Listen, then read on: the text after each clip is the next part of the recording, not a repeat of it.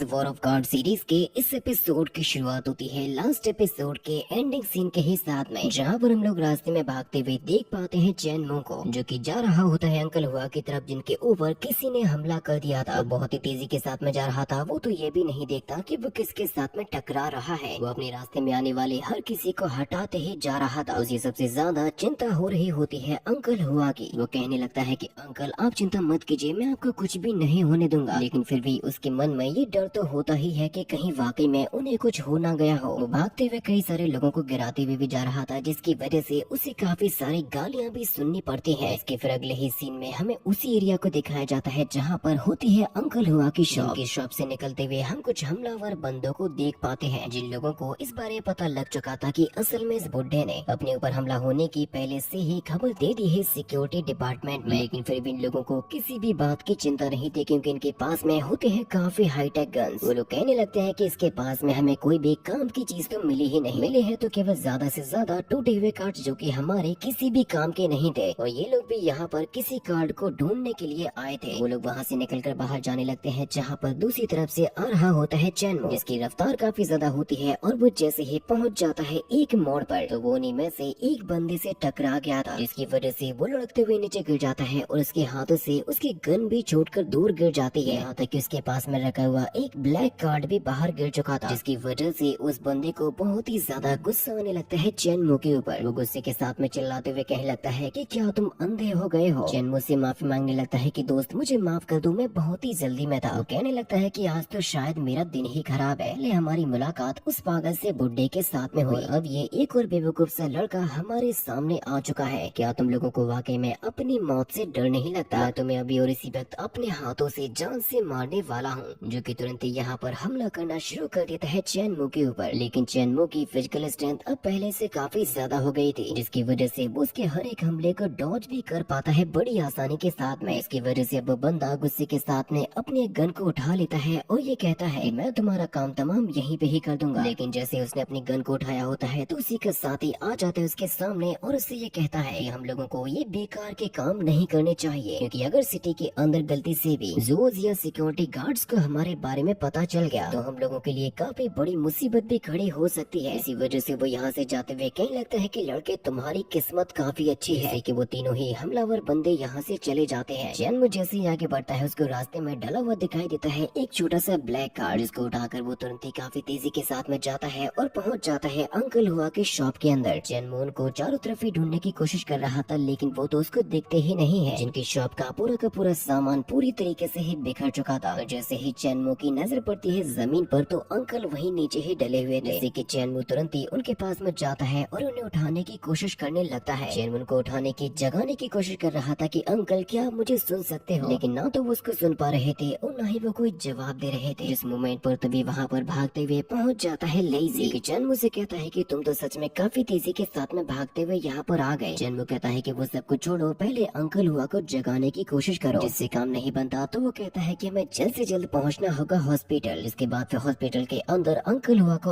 Operation किया जा रहा था, क्योंकि उनकी हालत वाकई में काफी ज्यादा खराब हो चुकी थी। लेकिन जो चैनमो होता है उसको बिल्कुल भी चैन नहीं पड़ रहा था। उसको अंकल हुआ की बहुत ही ज्यादा चिंता हो रही थी। जिस मोमेंट पर तभी वो उस बंदे की बात को याद करने लगता है जो कि उसके साथ में टकराया था। उसने चैनमो से कहा था कि उसकी मुलाकात हुई थी एक बूढ़े जिद्दी के साथ में, जिसे उसने अपने हाथों से ही मारा था। लेकिन वो तो शुक्र की बात ये होती है कि उनकी जान बच गई थी। जो चीजें याद करने के बाद अब चैनमो को बहुत ही ज्यादा गुस्सा आने लगता है। चैनमो कहता है कि यानी कि अंकल पर हमला करने वाले मेरे ही सामने थे, लेकिन मैं तो चाह कर भी उनका कुछ भी बिगाड़ नहीं पाया। ये सारी की सारी गलती मेरी है कि मैं अपने अंकल हुआ को बचा नहीं पाया। अगर मैं अपने कामों में बिजी नहीं होता तो अंकल के साथ में ऐसा कभी भी नहीं होता। जो बात सुनकर लेजी उससे कहता है कि तुम्हें इस बात के लिए अपने आप को ब्लेम नहीं करना चाहिए। तुम भी ये जानते हो कि हमारे बचपन की शुरुआत कैसे हुई थी। तो इतने ज्यादा करीब है कि हमारे पास में खुद का रहने का घर भी नहीं है। इस मोमेंट पर तभी ऑपरेशन थिएटर का दरवाजा खुलता है और डॉक्टर बाहर आ जाते हैं। जिससे कि चैनमो भी तुरंत ही उनके पास पहुंच जाता है और पूछता है कि मेरे अंकल हुआ की हालत कैसी है। डॉक्टर बताती है कि अभी भी हम लोग उनको बचाने की कोशिश कर रहे हैं, क्योंकि अभी भी वो पूरी तरीके से खतरे से बाहर नहीं हुए हैं। इसलिए तुम जल्दी से जाओ और सर्जरी की पूरी फीस को चुका दो, जो कि इतनी ज्यादा होती है कि उसको देखकर इन दोनों के ही होश उड़ गए थे, क्योंकि इन लोगों को चुकाने होंगे पूरे 300,000। जिसको देख कर तभी लेजी डॉक्टर से ये कहने लगता है कि डॉक्टर प्लीज हमारी हेल्प कीजिए, हमारे पास में इतना पैसा नहीं है जितना आप हमसे चाहते हो। तो डॉक्टर उससे कहते हैं कि सबसे पहले तुम्हें पूरे 50,000 का डिपॉजिट तो कर ही देना चाहिए, क्योंकि इसके तुरंत ही बाद हम आपके अंकल का इलाज आके बढ़ाना शुरू कर देंगे। जब तक इनका ट्रीटमेंट होगा तब तक पूरे के पूरे पैसे को भी चुका देना। फिर डॉक्टर वापस से चली जाती है ऑपरेशन थिएटर के अंदर। चैनमो और लेजी दोनों की आंखों में होती है केवल निराशा, क्योंकि वो दोनों काफी अच्छे तरीके से ये बात जानते थे कि उनके पास में तो पूरे 50,000 भी नहीं है। जहाँ पर अब तभी चैनमो को अपना बचपन याद आने लगता है। वो किस तरीके से बचपन में कचरे के ढेर में से जरूरत की चीजों को उठाया करता था। उसे अपनी हर रात इन्हीं सर्दियों में ही बितानी पड़ती थी। ना तो उसका पेट भरता था और न ही उसके पास में पहनने के लिए अच्छे कपड़े थे। जब वो रास्ते में चलते हुए जा रहा था तो वो एक आदमी से टकरा जाता है, जो कि उससे कहता है कि बेकारी बच्चे, तुम्हें अपनी औकात में रहना चाहिए। तुम्हारी आखिर हिम्मत भी कैसे हुई मुझसे टकराने की। चैनमो बहुत ही छोटा होता है और वो भूख से एकदम तड़प रहा था। जैसे ही सामने वाले शॉप पर कुछ चीजें रखी हुई दिखाई देती है खाने की, तो वो तुरंत ही वहाँ पर पहुँच जाता है और भूख की वजह से उस खाने को चोरी करने के बारे में सोचता है। लेकिन वो जैसे ही वहाँ से कुछ उठाने वाला होता है तो एक कस्टमर से शॉप से निकलता है, जिसकी वजह से चैनमो डर गया था। लेकिन वो फिर भी हिम्मत को बांधते हुए जैसे ही खाने को उठाने लगता है तो उसको चोरी करते हुए पकड़ लिया होता है अंकल हुआ ने। पकड़े जाने पर चैनमो को बहुत ही ज्यादा डर लग रहा था कि अब पता नहीं उसके साथ में क्या होगा। लेकिन अंकल हुआ एक बहुत ही सॉफ्ट हार्टेड पर्सन होते हैं। वो चैनमो से कहते हैं कि चिंता मत करो, ये लो और इसको खा लो। बच्चे, मैं ये जानता हूँ कि तुम काफी दिनों से भूखे हो। कि चैनमो तुरंत ही उस खाने को लेकर खाने लग जाता है, क्योंकि वो काफी दिनों से भूखा था। अंकल हुआ चैनमो से कहते हैं कि बच्चे, मुझे ये बताओ जरा कि आखिर तुम्हारे फैमिली मेंबर्स कहाँ पर हैं? मुझे बताओ जरा, ताकि मैं तुम्हें उन्हीं के पास में ही छोड़कर आ जाऊँ। जिससे कि चैनमो अंकल हुआ को बताता है कि नहीं, मेरे पास में कोई भी नहीं है, ना मेरी कोई फैमिली है, ना ही मेरा कोई दोस्त है। जिससे कि अंकल हुआ उससे कहते हैं कि अगर ऐसी बात है तो आज के बाद से तुम मेरे साथ में ही रहोगे। मैं तुम्हें हर रोज ही ऐसे ब्रेड खाने के लिए दूंगा, लेकिन बच्चे हर रोज ही तुम्हें मेरी हेल्प भी करनी होगी। मैं तुम्हें सिखाऊंगा कि इस दुनिया में चलने वाले एनर्जी कार्ड्स को कैसे बनाते हैं। तुम वो कैसे सीखते हो ये तुम पर निर्भर करता है। यही वो वक्त होता है जब से चैनमो ने अंकल हुआ को अपना लिया था। जिसके बाद फिर हम हॉस्पिटल का सीन देखते हैं, जहाँ पर लेजी कहने लगता है चैनमो से, दोस्त आकर तुम किस बारे में सोच रहे हो? उससे कहने लगता है कि फिलहाल में मैंने 50,000 के डिपॉजिट को चुका दिया, इसीलिए चलो अब तुम्हें थोड़ा सा आराम भी कर लेना चाहिए। चैनमो उसका शुक्रिया अदा करने वाला था तो लेजी से कहता है कि नहीं, तुम ऐसा नहीं करोगे, तुम मेरे दोस्त हो, तुम मेरे भाई के जैसे हो। मुझे बताओ जरा, क्या मैं तुम्हारे लिए इतना नहीं कर सकता? अगर तुम्हारा कोई अपना मुसीबत में है तो मैं तुम्हारी हेल्प तो जरूर से ही करूंगा। फिर चैनमो का एक आइडिया आता है और वो उससे ये कहने लगता है, वैसे तुमने मुझे जो कार्ड मूवी के बारे में बताया था, क्या उसकी मदद से वाकई में पैसा कमाया जा सकता है? लेजी से कहता है कि हाँ दोस्त, हम लोग बिल्कुल ऐसा कर सकते हैं। स्टोरी और तुम्हारी विजुअल्स की स्किल्स अगर मिल जाए तो मैं ये दावे के साथ में कह सकता हूँ कि हमारी कार्ड मूवीज बड़े पैमाने पर बिकेंगी। लेजी तभी से कहने लगता है कि यानी कि तुम मेरे साथ में काम करने के लिए तैयार हो? चैनमो कहता है कि हाँ बिल्कुल, मैंने अब इस बारे में अपना मन बना लिया। चलो दोस्त, अब मिलकर ट्राई करते हैं एक वीडियो बनाने को, देखते हैं कि आखिर हम लोग इससे क्या क्या कर सकते हैं। जिसके बाद अब थोड़े ही समय में ऑपरेशन थिएटर का दरवाजा खुलता है और बाहर लाया जाता है अंकल हुआ को, जिनकी हालत अब थोड़ी सी ठीक होती है और वो चैनमो से ये कहने लगते हैं, लड़के अब तुम्हारी तबीयत कैसी है? जिसके बाद अब हमें अगले ही सीन में दिखाया जाता है अंकल हुआ की शॉप को, जहाँ पर इन्वेस्टिगेशन चल रही होती है और वहीं पर पहुंच चुका होता है जू टिंगी, जो कि वहाँ पर चारों तरफ ही तहकीकात करने की कोशिश कर रहा था। क्या हुआ, कैसे हुआ और आखिर हमला क्यों किया गया। जिसको वहाँ पर तहकीकात के दौरान मिला होता है एक कार्ड। कहने लगते हैं कि चलो अब पता लगाते हैं कि आखिर इस डॉम्बे ग्रोसरी स्टोर में किसने तोड़फोड़ मचाई है। इसलिए वो कहते हैं कि जरा दोबारा से इस स्टोर के बैकग्राउंड के बारे में पता लगाओ। इसके बाद अब हमें अगले ही सीन में दिखाया जाता है चैनमो को, जो कि अपने कमरे के अंदर होता है और वो दोबारा से बनाने लगता है उसी लिक्विड को, जिसकी मदद से न्यू कार्ड को बनाया जाता है और एनर्जी को भी भरा जाता है। इसके बाद फिर उसने तुरंत ही कार्ड को बनाना शुरू कर दिया था। चैनमो कहता है कि वैसे इसमें कुछ रेयर मटेरियल्स मिसिंग है, लेकिन फिलहाल में उसके पास में जो भी है उसे उन्हीं के ऊपर ही डिपेंडेंट रहना होगा, जिनकी मदद से वो कुछ नहीं तो अपने लिए 2 सैंपल्स को तो बना ही सकता है। स्टोन को डालता है, उसको ग्राइंड करता है और फाइनली बना ही लेता है कुछ ब्लू इंक को, जिसके तुरंत बाद उसने अपनी कार्ड मेकिंग की प्रोसेस को भी स्टार्ट कर दिया था। इस कार्ड को बनाने में चैनमो को ज्यादा से ज्यादा 2 मिनट ही देने होंगे, क्योंकि अगर इससे ज्यादा समय लगेगा तो ये कार्ड किसी भी काम का नहीं बचेगा। इसी वजह से उसने अपना पूरा फोकस लगा के रखा हुआ था कार्ड के ऊपर। कहता भी है कि मुझे इसके लिए और भी ज्यादा मेहनत करनी होगी। जहाँ पर वो एक कार्ड को कम्प्लीट करने ही वाला था, लेकिन उसका समय खत्म हो चुका था। इसकी वजह से उसका ये कार्ड और उसकी मेहनत व्यर्थ में ही चली जाती है। चैनमो कहता है कि पिछली बार मैंने जो फ्लेम ड्रैगन कार्ड को बनाया था वो तो इससे भी काफी ज्यादा मुश्किल था, लेकिन पता नहीं क्यों मैं जब खुद से ही कुछ करने की कोशिश करता हूँ तो हर बार फेल क्यों हो जाता हूँ। जिस मोमेंट पर अब तभी उसको याद आता है वही ब्लैक कार्ड, जिसे वो निकालता है और लगा लेता है अपने डिवाइस के अंदर। लेकिन ऐसा करने के तुरंत ही बाद उसके साथ में होने लगती है कुछ और नई घटनाएं। चैनमू अब तुरंत ही पहुंच चुका होता है गॉडेस के पास में, जो कि उसको बताने लगते हैं कि अब तुम यहाँ पर जिसकी वजह से आए हो उसको करना बहुत ही ज्यादा हार्ड होता है, क्योंकि इस बार चैनमू के पास में होता है एक्चुअली में एक डायनेमिक कार्ड। मुझसे कहता है कि मुझे बताओ कि आखिर मैं ये डायनेमिक प्रोसेसिंग कैसे कर पाऊंगा ताकि मैं फैंटम कार्ड को बना सकूं। गॉडेस उसको बताती है कि डायनेमिक्स का मतलब होता है चीजों को बदलना और उनमें डेवलपमेंट करना। हम इसको ऐसे समझ सकते हैं जैसे कि किसी कार्ड के अंदर लगाया जाना हो किसी एक स्पेशल चिप को, और इसी को कहा जाता है डायनेमिक प्रोसेसिंग। चैन मुझसे कहता है कि क्या आप ये कहना चाहती हो कि मैं भी डायनेमिक्स को अच्छी तरीके से सीख सकता हूँ। जैसे कि गॉडेस चैनमू के पास में आती है और उससे ये कहती है कि अब क्योंकि गॉड ऑफ गॉड के वारिस बन चुके हो, इसी वजह से तुम इसके लिए भी क्वालिफाई हो चुके हो कि तुम इस दुनिया के हर एक कार्ड की नॉलेज लेने के लिए तैयार हो। जैसे कि वो तुरंत ही चैनमू के सामने एक छोटी सी बुक को लेकर आ जाती है, जिसको चैनमू जैसे ही लेने वाला था तो गॉडेस कहती है कि रुक जाओ जरा, क्योंकि तुम अपने करंट परसेप्शन के हिसाब से इसको यूज नहीं कर सकते। इसी वजह से मैंने तुम्हारे लिए एक छोटे से गेम को बनाया है, जिसको खेलने के बाद तुम इस बुक को यूज करने के काबिल हो जाओगे। वो कहती है कि चलो जाओ और उस गेम को खेलो, क्योंकि अब उन्होंने तुरंत ही चैनमू को एक काफी अलग सी जगह पे भेज दिया था। ऐसा लगने लगता है जैसे कि चैनमू पहुंच चुका हो समंदर के अंदर, जहाँ पर चारों तरफ ही लगी हुई होती है काफी बड़ी बड़ी समुद्री घास, और उसके चारों तरफ ही तैर रही होती है काफी सारी स्वॉर्ड फिश। गॉडेस बताती है कि देखो ये जितनी भी स्वॉर्ड फिशेस यहाँ पर है वो केवल यही चाहती है कि तुम अपने सेंसेस का यूज करते हुए उनके हमले को अवॉइड करो। अगर ये स्वॉर्ड फिश तुम्हें काट लेती है या ये तुम पर हमला कर देती है, तो हाँ इसकी वजह से तुम्हारी बॉडी थोड़ी सी हर्ट तो हो ही जाएगी। जिसके तुरंत ही बाद अब काफी सारी स्वॉर्ड फिशेस ने अपना अपना काम करना शुरू कर दिया था, जो कि तेजी के साथ में आ रही थी और चैनमू के ऊपर हमला करने की कोशिश कर रही थी, जहाँ से चैनमू तैरने लगता है और अपने आप को बचाने की कोशिश करने लगता है। शुरुआत में तो चैनमू अपने सामने आने वाली स्वॉर्ड फिश के हमलों को डॉज करते हुए जा रहा था, क्योंकि अब उसने यहाँ पर यूज करना स्टार्ट कर दिया होता है अपने सेंसेस को, जिसको यूज करते हुए वो हमें ये बताता है कि वो हाल फिलहाल में करीबन 10 स्वॉर्ड फिश के हमले को एक ही बार में डॉज कर सकता है, लेकिन अगर वो 15 हो जाएंगी तो शायद ऐसा कर पाना उसके लिए थोड़ा सा मुश्किल हो जाएगा। चैनमू को तो ये पता भी नहीं होता कि उसके ऊपर कितनी फिशेस हमला करने के लिए आने वाली हैं, जिनकी संख्या अब यहाँ पर बढ़ने ही लगती है, जिसके साथ साथ उनकी रफ्तार भी बढ़ चुकी थी, जिसकी वजह से वो कुछ फिश को तो डॉज करता है, लेकिन एक फिश टकरा ही जाती है चैनमू से, जिसने बेशक चैनमू को हर्ट कर ही दिया था, लेकिन उसी के साथ साथ अब काफी सारी फिशेस आती हैं जो कि टकराते जा रही थी चैनमू से, जिसकी वजह से गॉडेस कहती है कि इस तरीके से तो तुम चैलेंज को हार जाओगे। चैनमू कहता है कि मुझे तो समझ भी नहीं आ रहा कि आखिर मैं इनसे बचूं तो बचूं कैसे। भले ही इस इल्यूजन वर्ल्ड में होता है, लेकिन उसकी बॉडी में जो पेन फील हो रहा था एकदम ही रियल होता है, जिसकी वजह से उसके सेंसेस अब ठीक तरीके से काम नहीं कर रहे थे। वो बड़ी ही मुश्किल के साथ में स्वॉर्ड फिश के हमले को डॉज कर पा रहा था। गॉडेस ही बताते हैं कि देखो इस बार फाइनल राउंड के अंदर अब एक साथ ही 20 फिशेस हमला करने के लिए आएंगे। अब आखिर तुम उनसे कैसे बचोगे ये तो तुम्हें खुद ही पता करना होगा। इसके साथ साथ उसकी सेंस करने की जो एबिलिटी होती है उसकी भी स्ट्रेंथ बढ़ चुकी थी। कहता है कि लेकिन फिर भी मेरे लिए 20 स्वॉर्ड फिश के हमले को एक साथ ही डॉज करना बहुत ही ज्यादा मुश्किल होगा। गॉडेस कहती है कि अगर तुम यहाँ पर बार बार और लगातार ब्रेक थ्रो करते रहोगे तभी तुम्हारे पास में मौका है स्ट्रॉन्ग बनने का। इसकी वजह से अब चैनमू तुरंत ही हिम्मत को बांधता है और जाने लगता है उसी समुद्री घास के बीच में। इसके वहाँ पर जाते ही तुरंत ही स्वॉर्ड फिशेस ने हमला करना शुरू कर दिया था, लेकिन चैनमू के रिफ्लेक्शंस और सेंसेस अब काफी ज्यादा फास्ट हो गए थे, जिसकी वजह से अब वो काफी आसानी के साथ में पता लगा सकता था कोई भी स्वॉर्ड फिश उसके ऊपर किस तरफ से हमला करने के लिए आने वाली है। भले ही चैनमू को हमले डॉज करने में काफी परेशानी होती है, लेकिन कम से कम इस बार वो ऐसा कर तो पा रहा था। स्वॉर्ड फिश के हमलों को डॉज करते हुए अब वो बढ़ने लगता है ऊपर की तरफ, क्योंकि वो एकदम क्लियरली देख सकता था कि कौन सी स्वॉर्ड फिश कहाँ से हमला करने के लिए आ रही है। लेकिन अब साथ ही साथ चैनमू का परसेप्शन पहुंच चुका होता है उसके लिमिट्स पर। चैनमू को कुछ भी समझ में नहीं आ रहा था कि आखिर ये गेम है तो है कौन सा, क्योंकि ये तो धीमे धीमे और भी ज्यादा टेरिबल बनते जा रहा था। जिसके तुरंत ही बाद अब अचानक से ही उसके ऊपर हमला कर दिया होता है लगातार 20 फिशेस ने, जिन सभी के सभी हमलों को चैनमू बड़ी ही मुश्किल के साथ में डॉज कर पाता है। वो कहने लगता है कि अब चाहे कुछ भी हो जाए मुझे अपने अंकल हुआ के लिए अपनी हिम्मत को बांध के रखना होगा और इस टेस्ट को किसी भी हाल में पार करना ही होगा। साथ ही साथ हमें हॉस्पिटल के अंदर अंकल हुआ का भी सीन दिखाया जाता है, जिनकी हालत अभी तक बिल्कुल भी ठीक नहीं हुई थी। तभी चैनमू इस बार में सोचने लगता है कि अगर उसके सेंसेस 5 मीटर तक काम करें तो फिर डेफिनेटली उसके पास में चांसेस होंगे कि वो उसके ऊपर होने वाले हर एक फिश के हमले को डॉज कर सके। चैनमू कहने लगता है कि ज्यादा नहीं तो उसका परसेप्शन 4.9 मीटर तक तो पहुंच ही जाना चाहिए, जहां पर एक साथ ही वो कई सारे फिशेस के हमले को डॉज कर देता है। लेकिन साथ ही साथ चैनमू ने इस बार एक और चीज को फील किया था। वो वाटर के फ्लो को ध्यान में रखते हुए फिशेस के बारे में पता लगा सकता है कि वो किस डायरेक्शन से हमला करने के लिए आ रही हैं। जितनी भी फिशेस के परसेप्शन के आउट ऑफ रेंज में होंगे, वो उनके द्वारा होने वाले वाटर फ्लो की वजह से उनके बारे में पता लगा सकता है। ऑब्वियसली वो फिश पानी में है तो वाटर फ्लो को तो इफेक्ट करेंगे ही, इसकी वजह से वो बेशक हमला करने से पहले ही पता लगा सकता है। जो चीज करने के बाद अब वो तुरंत ही अपने परसेप्शन को फैलाता है और काफी स्पीड के साथ में सभी के सभी फिश के बीच में से होते हुए जाने लगता है। इसकी वजह से वो सारे के सारे हमलों को डॉज कर देता है और समुद्री घास से बाहर भी आ जाता है, जहाँ पर अब तभी इसके सामने वो गॉडेस भी आ जाती है, जो कि चेनमू को कांग्रेचुलेट भी करती है और ये कहती है कि लड़के तुम इस टेस्ट में फाइनली पास हो ही चुके हो। इसके तुरंत ही बाद उसके सामने वो बुक भी आ जाती है, जिसकी वजह से वो सीख जाता है डायनेमिक्स को। न्यू स्किल के आने के बाद अब उसने बनाया होता है एक और नए कार्ड को, जिसको बनाने में भी उसको ज्यादा समय नहीं लगता। चेनमू कहने लगता है कि सच में ये स्किल तो काफी कमाल की थी। जिस मोमेंट पर अब तभी वहाँ पर आ जाता है लेजी। वो ये कहता है कि वैसे मैंने अपन दोनों के नाम को मिलाकर बनाया है एक और नया नाम, अब से हमारे ग्रुप को बुलाया जाएगा मू लेई नाम के ग्रुप से। लेजी देखता है कि चेनमू ने नए कार्ड को फाइनली बना ही लिया। उससे कहता है कि मुझे दिखाओ जरा आखिर तुमने क्या स्पेशल सा बनाया है। इसके विजुअल्स तो काफी कमाल के होते हैं, लेकिन वो वीडियो तुरंत ही खत्म भी हो जाती है। चेनमू कहता है कि दोस्त मेरे पास में मटेरियल्स खरीदने के लिए पैसे ही नहीं है, इसकी वजह से मैं उसमें ज्यादा इम्प्रूवमेंट कर ही नहीं पाया। लेजी से कहता है कि मैं तुम्हें एक बहुत ही अच्छी जगह पे ले चलूंगा। इसके साथ में ये एपिसोड भी यहीं पर ही खत्म हो जाता है।